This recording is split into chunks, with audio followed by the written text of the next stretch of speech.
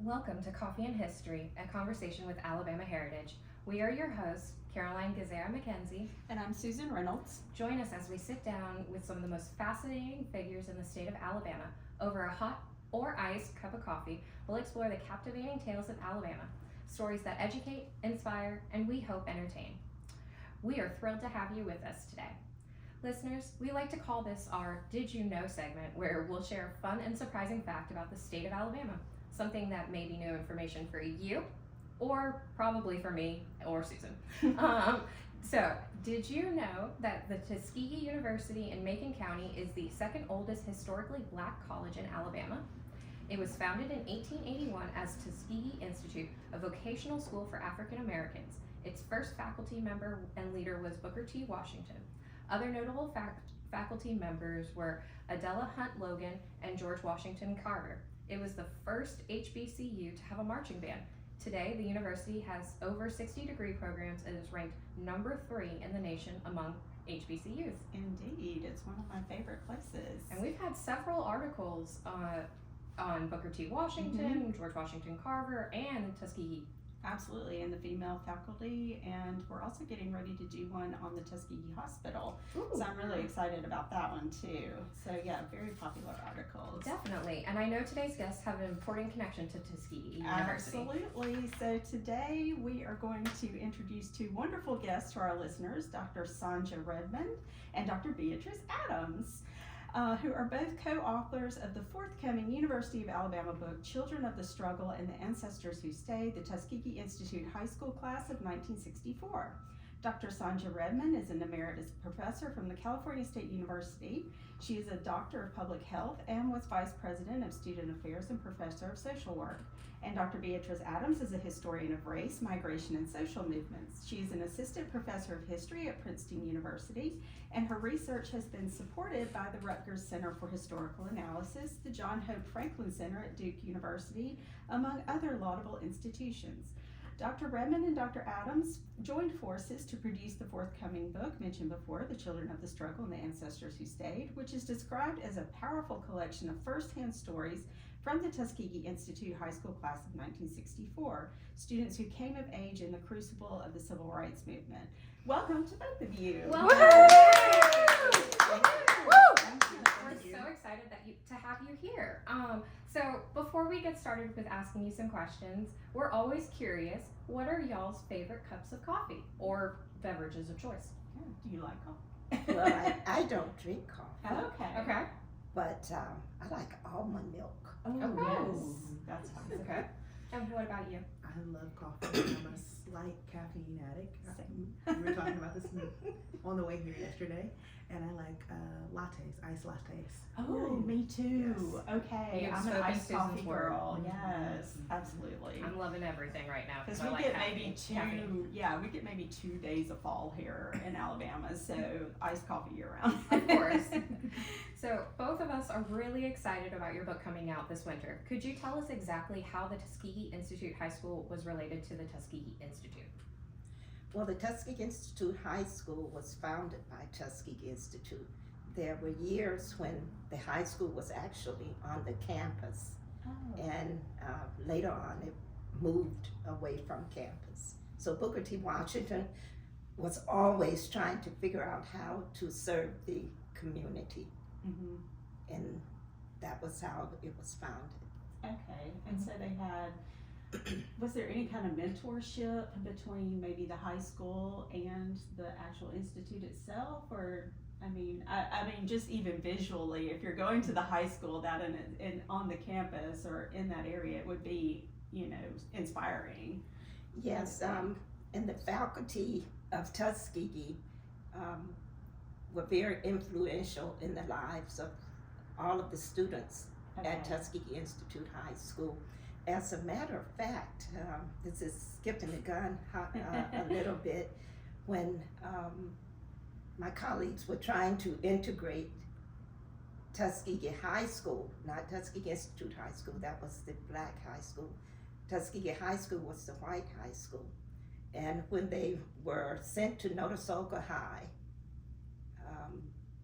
Notasulga High didn't have the proper classes for them to graduate And so they were able to go to Tuskegee Institute to take those classes. Oh wow, That's fascinating. That's Yeah. really fascinating. Yeah, I was just wondering because, you know, it's really here in Tuscaloosa, when I went to school here, we were such a huge high school. You know, every student in the city went to the same high school.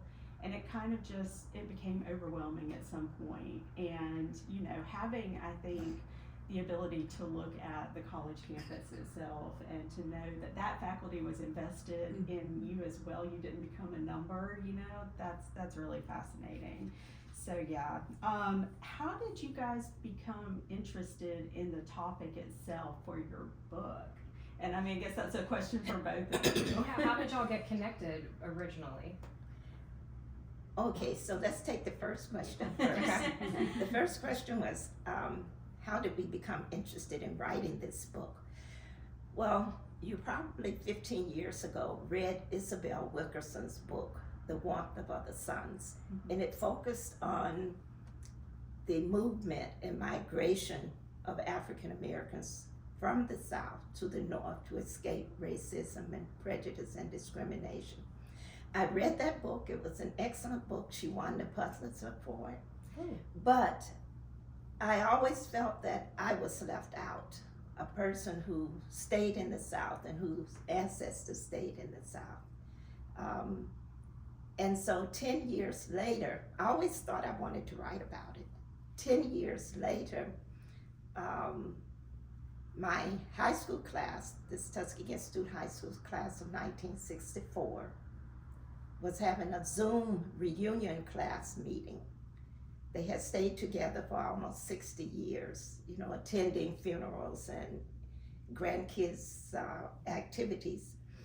And they looked around the room and they were saying how special they thought we were. And I knew what they meant. They meant we were special because we had stayed together and we were still talking and liking each other. But as a researcher, I saw something different. I looked around the room and I saw my classmates who had been members of the plaintiffs in Lee versus the Macon County Board of Education, which forced George Wallace to integrate all public schools in Alabama. I looked around and I saw classmates whose parents were part of the Supreme Court gerrymandering case, Gamillion versus Lightfoot. And I saw classmates who were born poor like me, but who had excelled tremendously.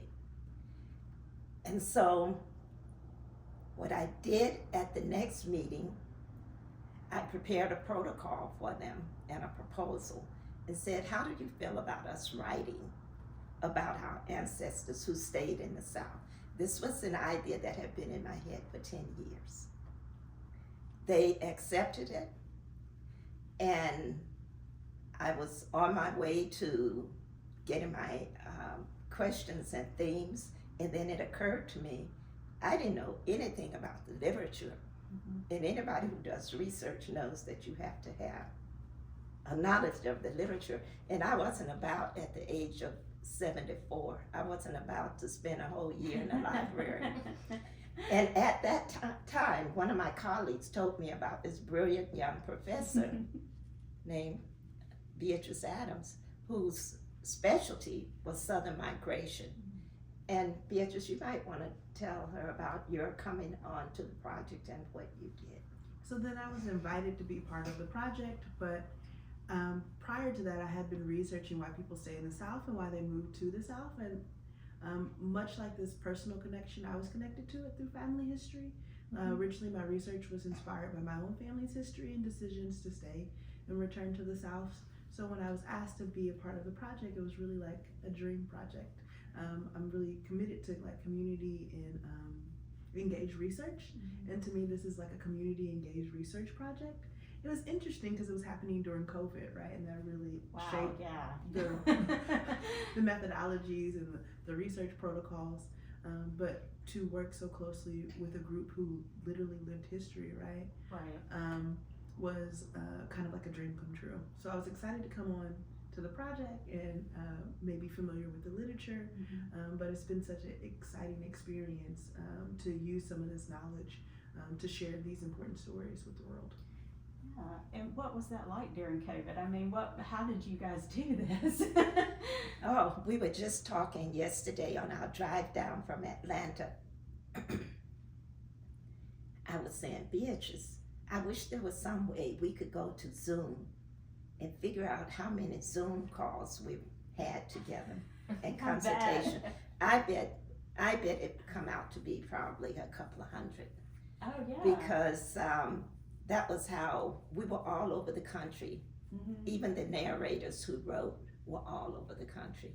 Yeah. And Beatrice and I, it was a partnership. It was a consultation, and sometimes we were on a call for hours, Sure. and sometimes it was just a short amount of time. And to tell you the truth, if it were not for media, this book would not have happened, because I wasn't able to, or I couldn't afford to travel to all of the different states to interview the 20 other writers. That was going to be my next question.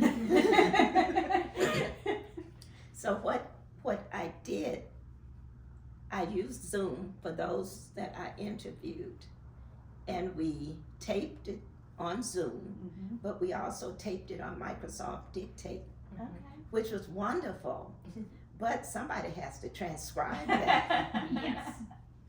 And some of the respondents were very talkative, Yes. and the interviews could last from an hour to 3 hours. Oh, wow.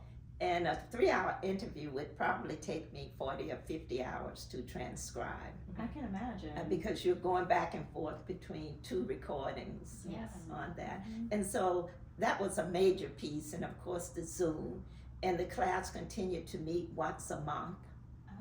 Okay. during this whole process. So do we have an estimate, or did we check with Zoom yet about how many Zoom calls y'all did together?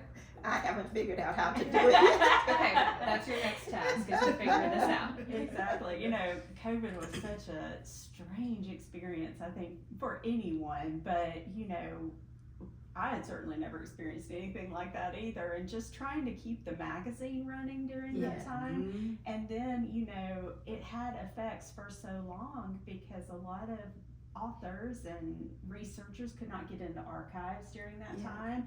So we just kind of had this, you know, lack of articles for a lot. Now I schedule really far out, and for that I was grateful, you know, but like there was one point where I thought, if we don't get somebody getting something in soon, we're gonna have a problem. You know, I'm gonna have to go out and figure something out. But yeah, so I'm always curious about anybody researching how they coped with that during COVID. That's a lot. So I know that the stories included our firsthand accounts, like we talked about. Which one was your favorite or had a really big impact on you? I feel so biased if I say which ones are my favorite. So maybe I'll say a couple that I That's really good. enjoy. That's fine. Right?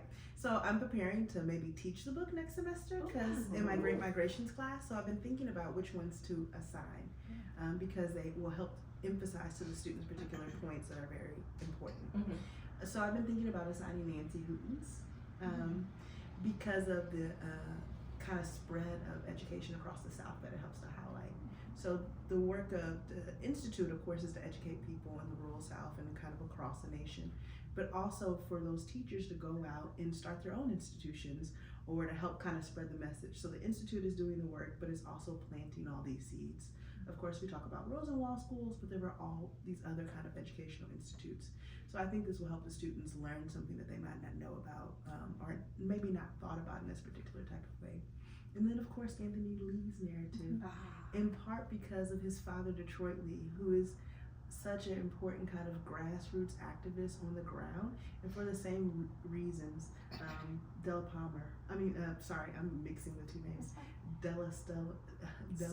Sullins and her son's name is Palmer, so I just kind of Yeah, mixed them together. that's Right? fine. It happens. But his mother was also this grassroots activist. So teaching both of those to teach students about grassroots activists and what does it mean to look at the movement not from the top down but from the bottom up, and to think about local people and the way they shape the modern Black freedom movement or the civil rights movement.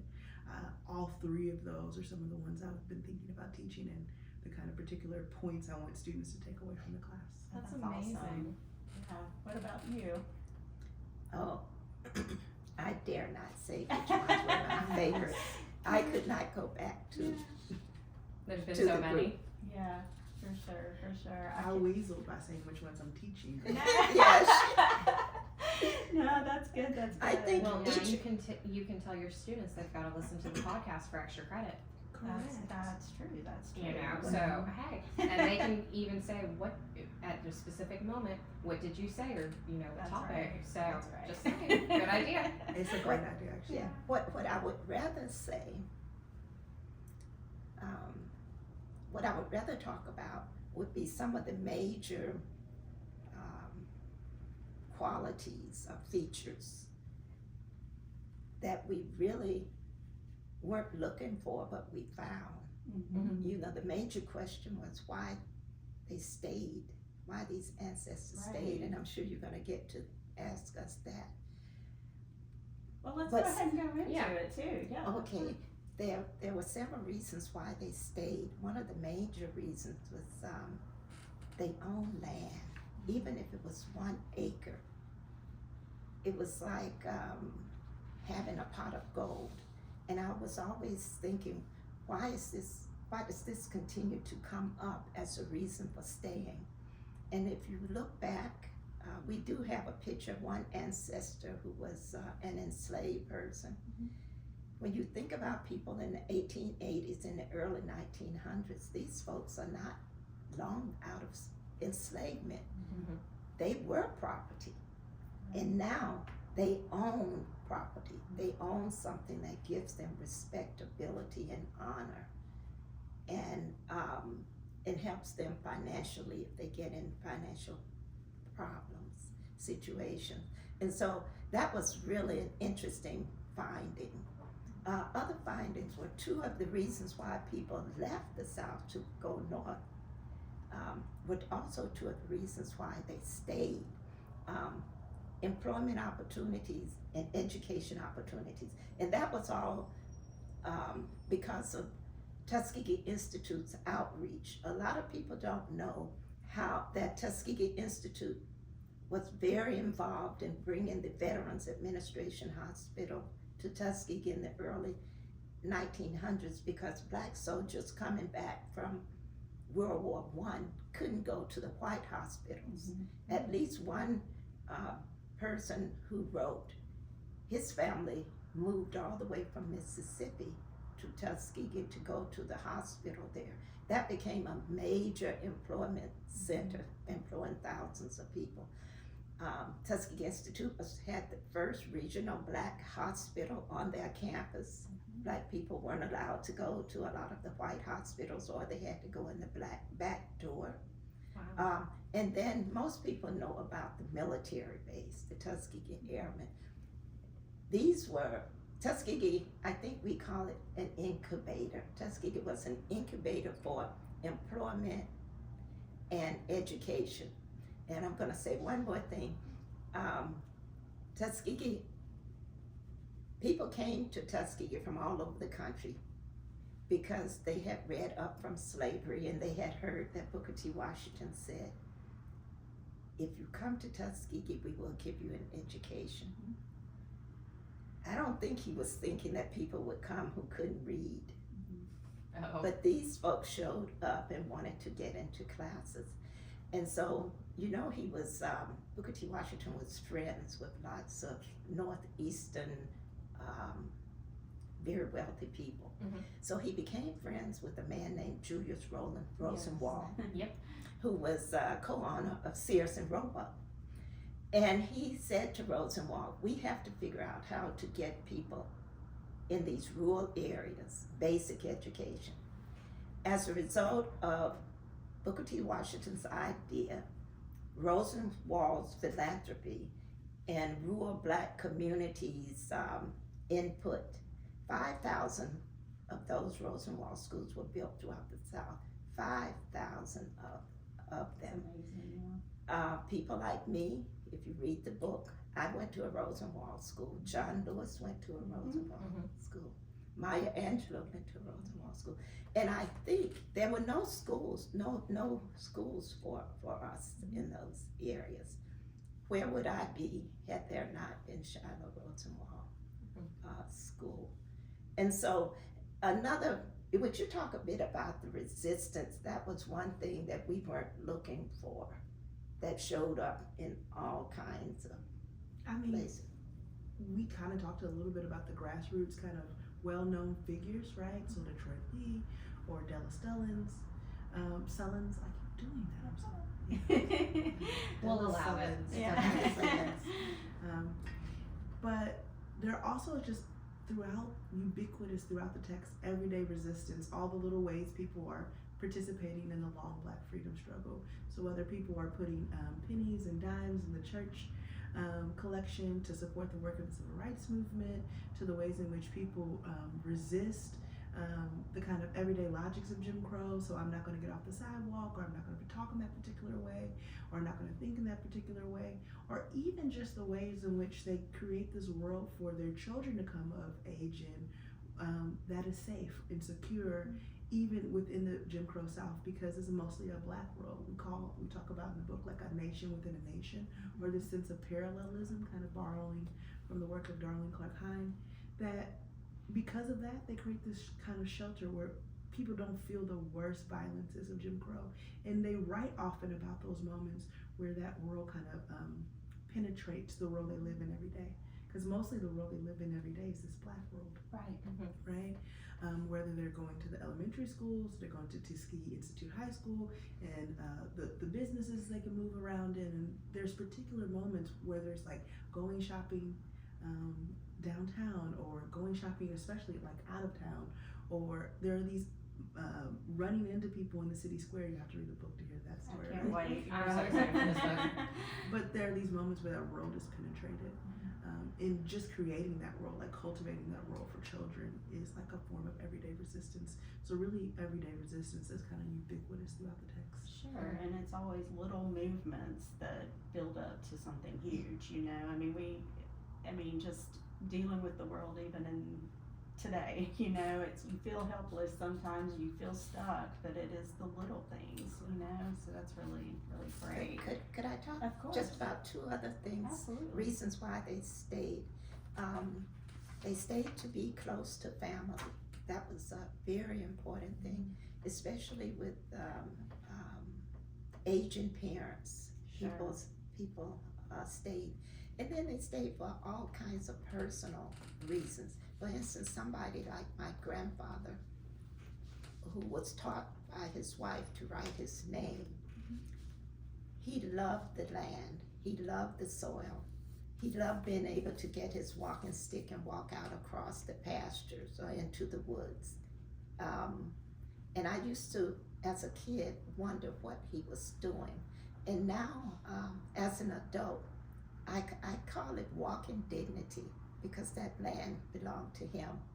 He wasn't the type of man who would have survived in the North, like a lot of Black people who ended up in all kinds of negative situations. They didn't survive in the North either. But my grandfather would not have been able to take living in an apartment. Right. So Right. those were some of the other reasons. Yeah, no, I love that about the connection to the land, you know, and walking with dignity. I love that. That's so wonderful. This sounds like an incredible book that I'm extremely excited to read. For sure. So, just because I'm curious, Sonjia, what was your experience like at Tuskegee University, and what is the difference between life there and in California? Okay. My husband said, I'll take everything and then turn it the way I want to That's answer all it. fine. I think what I would rather do is say, what was life like at Tuskegee Institute, and what was life like at the University of Michigan, where I got my master's. Okay. Tuskegee Institute offered a completely different world for me. I was raised on this little farm, born in a house with 3 rooms. My students go, Dr. Redmond, you mean 3 bedrooms? No, 3 rooms. No, 3 rooms. And where was that? Where This is in Notasulga, Alabama, Okay. right between Tuskegee and Auburn. Yes, okay. I was very lucky because I had very good grandparents. You know, they took me to church, taught me the golden rule, and made sure I grew up straight. But there wasn't a lot of money, Mhm. and so you have to read the book or see the film. We've done a video about what happened in my senior year in high school, when all of my classmates, I was in college prep, and all of my classmates, their parents were doctors, lawyers, you know, professors at the university.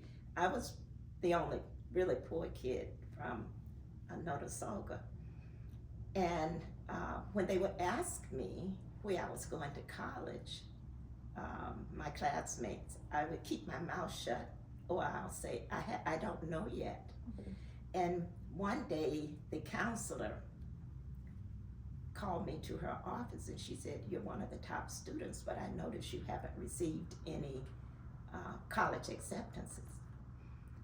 And I was embarrassed because I didn't want to tell her that my parents were too poor to send me, my grandparents, but this is the kind of thing that used to happen in Tuskegee when we were talking about faculty looking out for students. She put me in her car, took me to Tuskegee to get applications.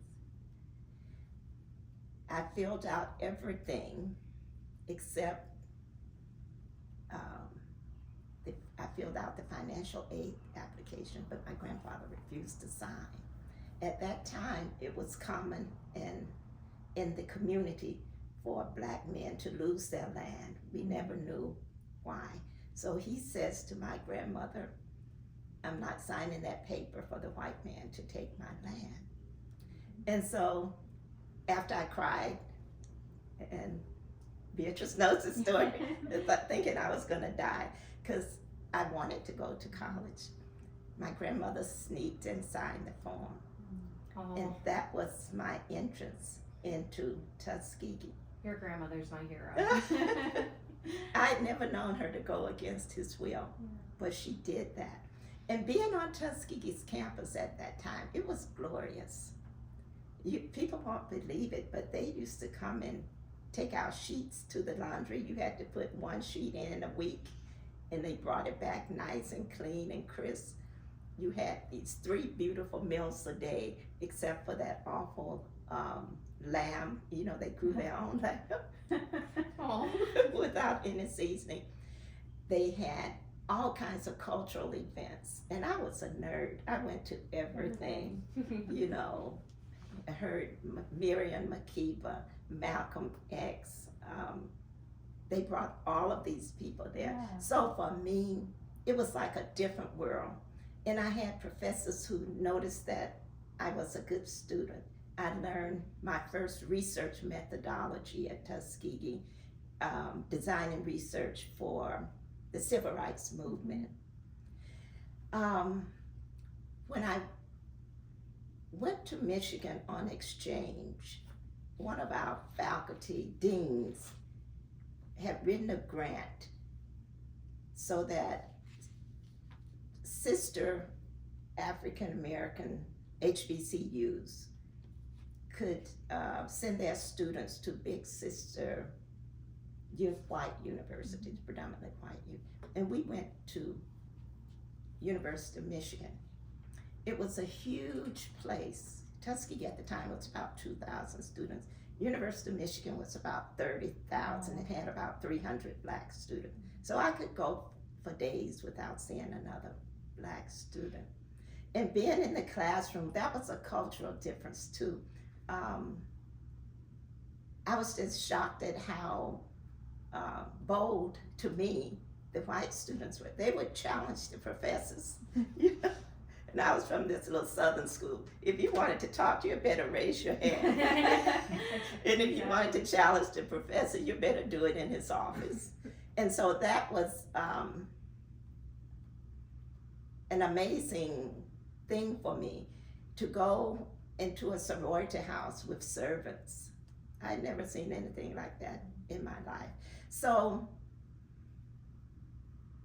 I think Tuskegee was a place that nurtured me, and they always told us we could.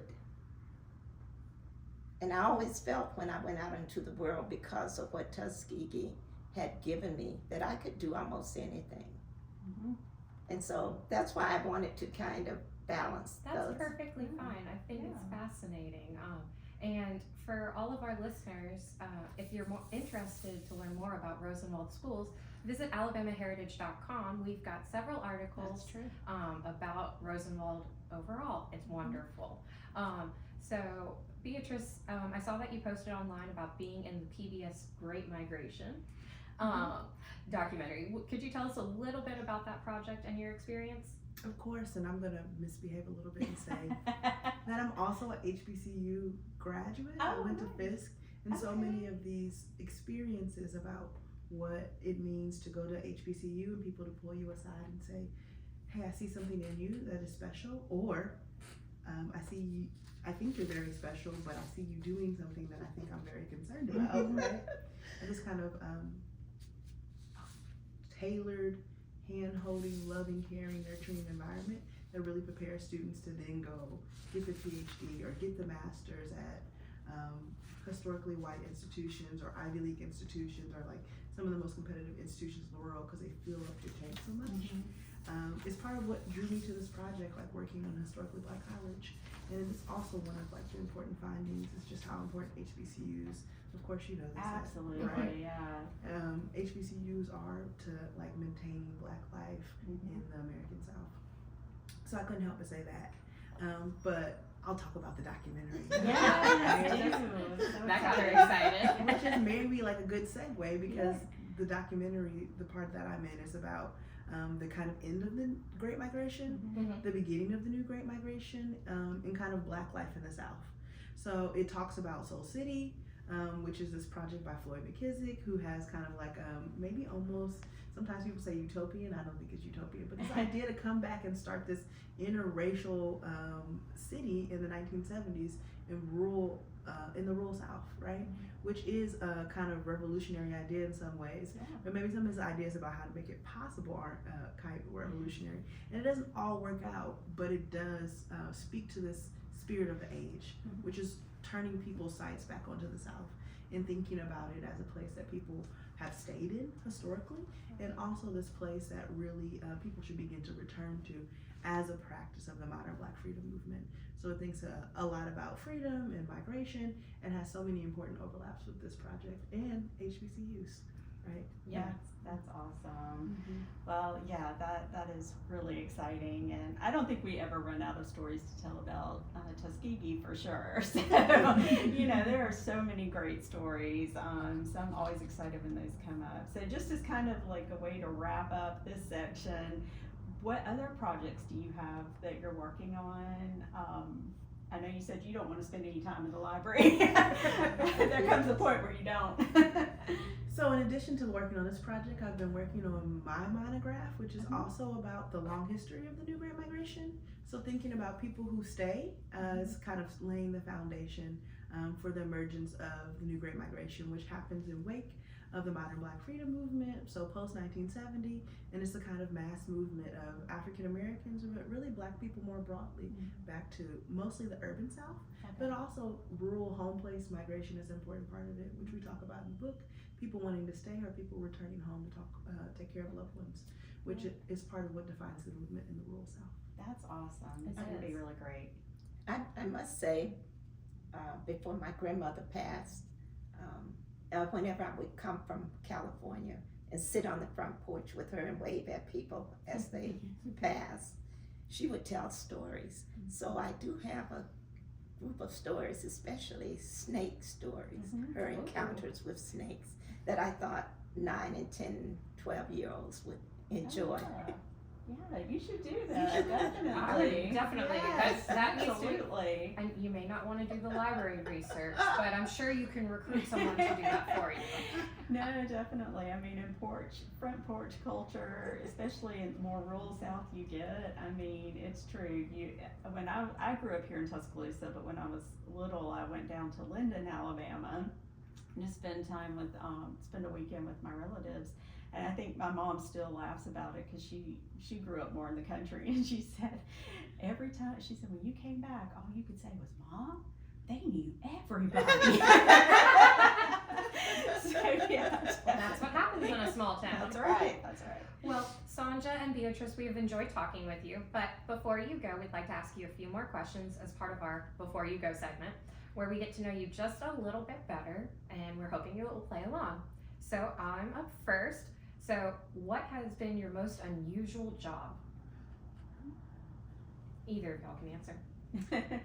I'm a historian of migration. I'm really bad with demographics, but I used to work in a social science research lab where I cleaned data and collected data and did all kinds of numerical things. And now I can barely do my times tables. Gotcha. So my students are always surprised. That's funny. That's funny. Well, I think mine was in a bank in Detroit. And imagine me, a poor girl, and they hired me to work on trust in a bank in Detroit. I think it lasted 2 days. Wow, that's amazing. Okay, so for both of you, if you could master any language out there that you don't currently speak, what would it be? I'm a novice, so bad at speaking Spanish, right? So it's maybe a very straightforward one, but I've struggled so many years to try to just be good enough, and I've been to Mexico and Spain, and I can't speak it, right? So I would just like to actually master the language that I have pretty good reading skills in, but I can't speak it at all. Gotcha. Well, mine is the same. I'm like that with French. Okay. I can read okay, but my speaking, especially with the southern accent, just doesn't work. I understand. What is your favorite piece of advice? Mine would be, it stems from do unto others as you would have them do unto you. Just to see people with an open heart. That's what I've tried to teach my children, and not to hate, to approach the world with an open heart so that all of these good people and good things can come toward you. I love that. Yeah. One of my colleagues used to say you should eat your frog, which means do the thing that you are putting off doing. Just go ahead and get right to it, right? I like So that. whether it's the first thing of the day or stop putting it at the bottom of your to-do list, but eat your frog. Go ahead and do the thing that you're putting off. That's a good Oh man, I try to do that, and sometimes Yeah, really hard. that's why we are deadline focused. And our last one for both of you: what did you want to be when you grew up? When you were a child? And it could be anything. Yeah. My answer is so unexciting and boring, actually. For a little while, I wanted to be a paleontologist, then I wanted to be a professor. Hey, but you That wanted to works. study research and things. That's great. Correct, Yeah, right? Yeah. I love You it. said, what do I want or what did I What want? did you want to be when you grew up? I always wanted to be a teacher. On my grandparents' house, there were these cement steps. There were 5 of them. And I used to make my cousins start on the first step in the first grade. I was probably all of 6 or 7. I love it. That's so great. That's wonderful. Well, we want to thank our guests, Sonjia Redmond and Beatrice Admins, for joining us today. And we also want to thank you, our listeners and viewers, for joining us on this edition of Coffee and History, a conversation with Alabama Heritage. You can find our podcast on our website at alabamaheritage.com or wherever you listen, and you can watch our unedited, extended video episodes on our YouTube channel. So we'll see you next time, but for now, I think I need a little bit more coffee. Bye everyone. Thank you.